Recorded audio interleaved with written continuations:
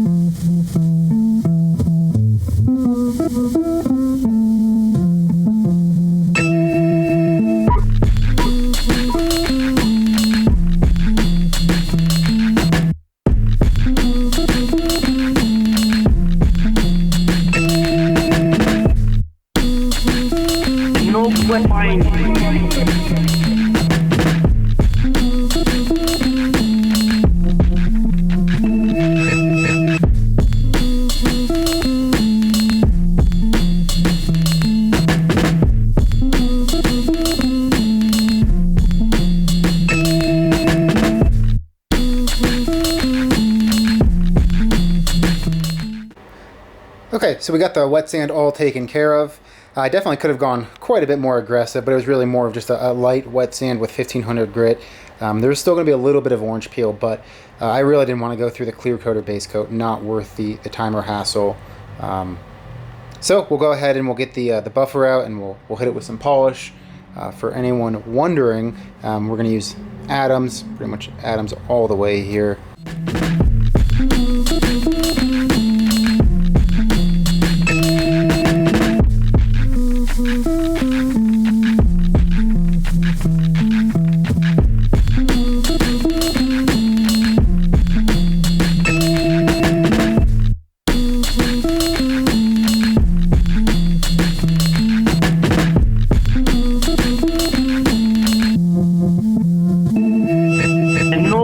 Finding.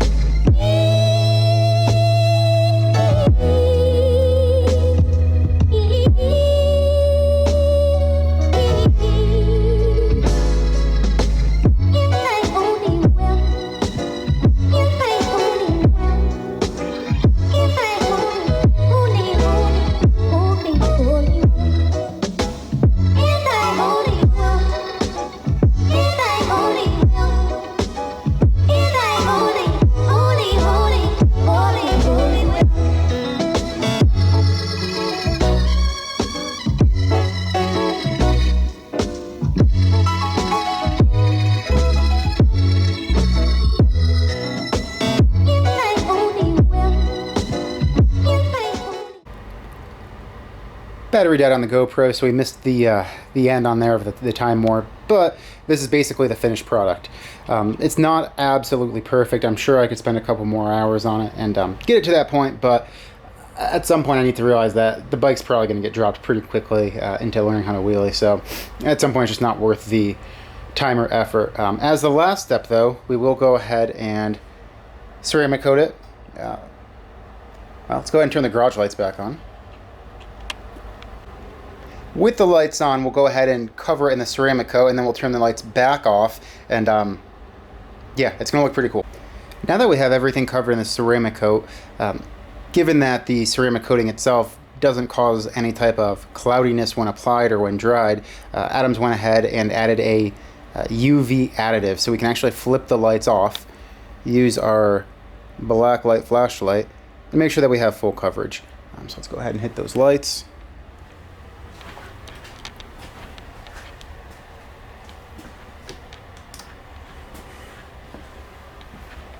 Alright, so we can see it's not a specifically powerful light, but we already can see that the ceramic coating was applied and specifically where it was applied on the microfiber. So let's take a look at the parts. Some spots are a little heavier than others, but we're looking like we're pretty covered. You can actually see, so at the end here we didn't get too good of coverage, so make sure we get that.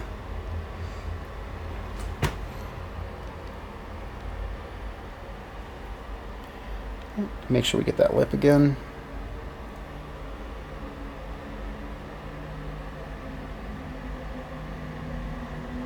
Down at the bottom there. It's looking pretty good. Alright, let's touch those spots up and take another look. Second coating has been applied and is drying right now. It's pretty crazy stuff. You can even see where I got it on the table. Just plastic coated wood, not a big deal. And just so you guys can see what it actually looks like when there isn't any applied at all, I'm just going to show you the underside of this. Let's see, it's pretty much just black. It's not really glowing at all. And we go, you can see it's physically reflecting quite a bit of the light at that point. So overall, super happy with this product. I put it on pretty much everything that you can. Yeah, it's great. Anyways, we'll go ahead and we'll clean this up, wipe these down, and then we will start the reinstall process.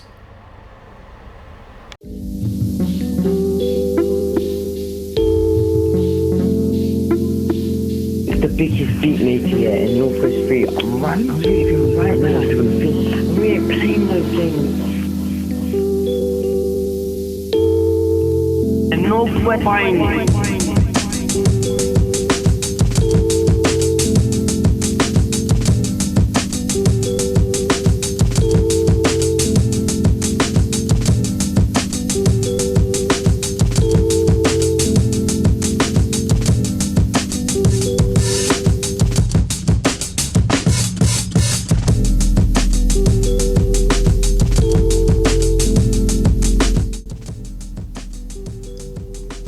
Here she is, boys, all finished up, all blue.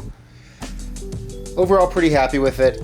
You know, that being said, it's not a perfect match, mainly because I don't even know if that's painted, or how it's painted, or what kind of finish it is. And this is very much the automotive paint. That being said, it is automotive paint, so I don't have to worry about fuel or anything else kind of causing damage. Much better than your typical spray paint. Would I do it again? I don't know. It was a fun weekend project. I think it looks a lot better. I guess time will tell if it'll stand up, but that being said, it really should.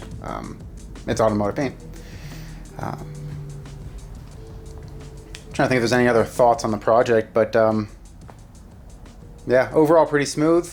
Learned a ton about spray painting. I think if there's going to be another spray painting project in the future, it will come out quite a bit better.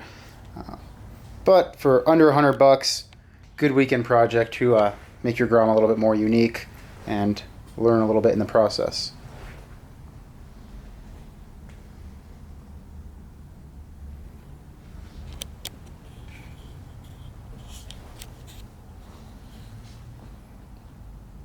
Thanks for watching. If you have any tips on spray painting, feel free to leave a comment, and feel free to shoot me an email if you have any questions.